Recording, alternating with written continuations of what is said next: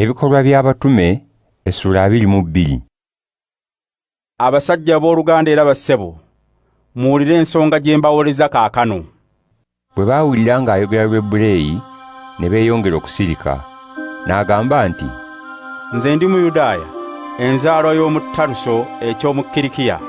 Nakulira mu kibuga kino, ne njigirizibwa omusomesa Gamaliyeeri okukwata amateeka g'abajjajjaffe, ne njijumbira nnyo ebya Katonda nga nammwe mwenna bwe mukola kati.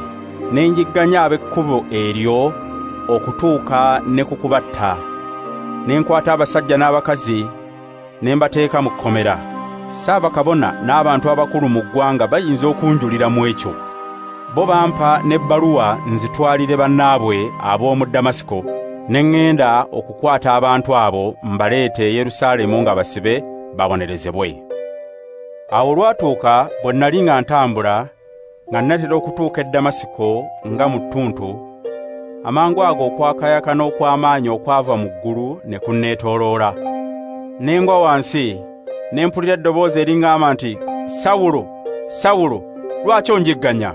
Ne nziramu nti, Ggwe ani Mukama wange? N'aŋŋamba nti, Nze Yesu Omunnazaaleeti gw'oyigganya. Abantu abaali nange ne balaba okwakayakana okw'amaanyi kyokka ne batawulira ddoboozi ly'oyo eyayogera nange. Ne ŋŋamba nti, Nkole ki Mukama wange? Awo Mukama n'aŋŋamba nti, Golokoka ogende e Damasiko, eyo gy'onootegeerezebwa byonna by'olagiddwa okukola.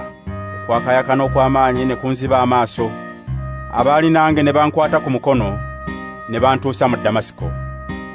Mu Damasiko mwalimu omusajja erinnya lye Ananiya, omwegendereza mu kukwata amateeka, era assibwamu ekitiibwa Abayudaaya baayo bonna. N'ajja n'ayimirira wendi n'aŋŋamba nti, Owooluganda Sawulo, zibuka amaaso. Mu kiseera ekyo kyennyini amaaso gange ne gazibuka ne mmulaba. N'agamba nti, Katonda w'abajjajjaffe akulonze otegeere ky'ayagala, olabe omutuukirivu we, era owulire eddoboozi lye. Kubanga ojja kumumanyisa mu bantu bonna ng'obategeeza ebyo by'owulidde era ne by'olabye. Kale kaakano lwaki olwa? Situka obatizibwe, onaazibweko ebibi byo nga weegayirira Katonda. Bwe nnali nga nkomyewo e Yerusaalemu era nga ndi mu ssinzizo nsinza, ne ndabikirwa nga ndi ng'aloota. Ne ndaba Mukama nga ŋŋamba nti, Yanguwa ove mangu mu Yerusaalemu, kubanga abamu tebajja kukkiriza by'obategeeza ku lwange.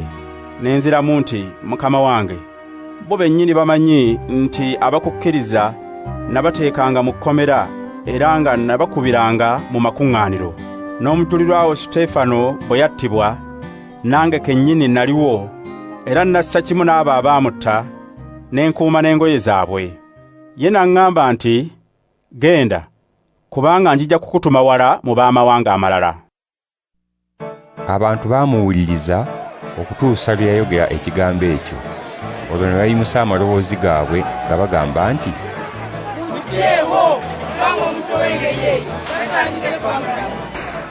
Bwe beeyongera okuleekaana nga bwe bakasuka n'engoye zaabwe waggulu, era nga bwe bafuumuula enfuufu mu bbanga, omukulu w'abaserikale n'alagira batwale Pawulo mu kigo, bamukubise embooko eriko amaloba agasuna, bazuule kye bamuvunaana, nga baleekaana bwe batyo. Pawulo bwe baamala okumusiba n'enkoba, n'abuuza omukulu w'ekibinja ky'abaserikale eyali ayimiridde awo nti, Mukkirizibwa okukuba omuntu Omuroma nga tannasalirwa musango kumusinga? Omukulu w'ekibinja ky'abaserikale olwawulira ekyo, n'agenda eri omukulu w'abaserikale n'amugamba nti, Ogenda kukola ki? Omusajja ono Mulooma. Awo omukulu w'abaserikale n'agenda eri Pawulo n'amugamba nti, Mbuulira, oli Mulooma? Pawulo n'addamu nti, Weewaawo. Omukulu w'abaserikale n'addamu nti, Nze okufuna Obulooma kyantwalako ebintu bingi. Pawulo n'amugamba nti, Nze nazaalibwa ndi Mulooma.